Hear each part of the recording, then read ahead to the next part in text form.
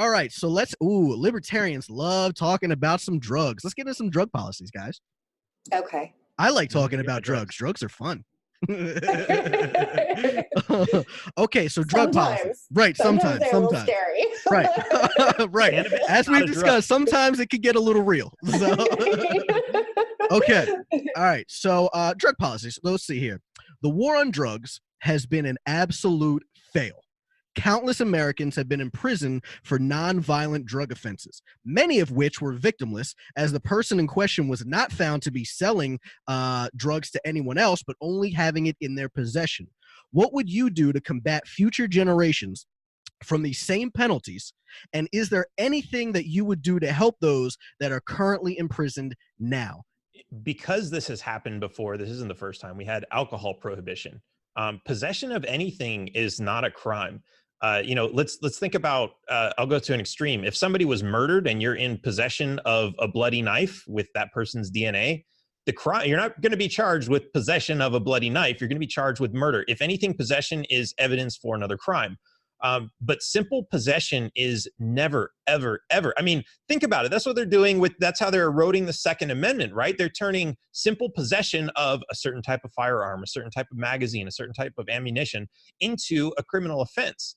And this, maybe a constitutional amendment is the way to go on that, because clearly, I mean, the Ninth Amendment really should be protecting it, but clearly that hasn't worked because nobody even knows what it is. So we do need to release all the prisoners. We do need to, above and beyond that, expunge their records so they don't have to, have you ever been arrested? They should be able to check no on that. Restitution, I agree with Kim, but I kind of want to say maybe there's a way. Like maybe there's a way we can, we have criminal elements in the police departments or in the justice system at different levels. What if we were to have them pay the restitution to the victims of the things that they did, which were essentially criminal? And we can say, okay, yeah, but they were following the law at the time because they did break the law. But yeah, so was Rosa Parks. We can't look at a crime and say, I mean, when a law is written, sometimes it goes to the Supreme Court and people say, yeah, this law is garbage. It's unconstitutional. Let's throw it out, and nobody can be prosecuted on it. If we look at those laws, simple cannabis possession laws are technically unconstitutional, I would argue, under the Ninth Amendment. And so that means we should throw out all the convictions. We should throw out, all of the criminal history that everybody had on it. Right.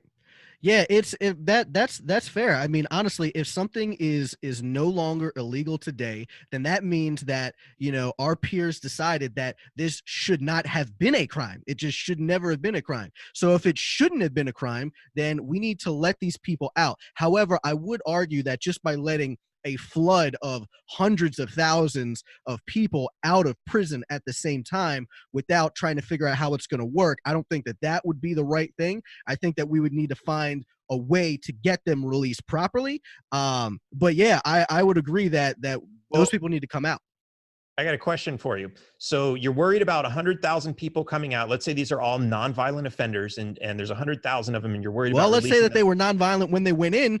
Prison doesn't happen to be that rehabilitating. So, okay, fair point. But let's say we're only releasing the ones who are still nonviolent. Okay.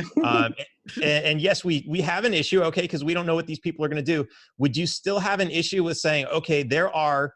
There was 9 months ago, somebody had a really huge party, and today we're being threatened with 100,000 babies coming into this country. Today, would you try to figure out some way to say, well, hey, we need to test the waters with this? How do we, that kind of gets into the abortion question, which I'm sure you're against. Super against.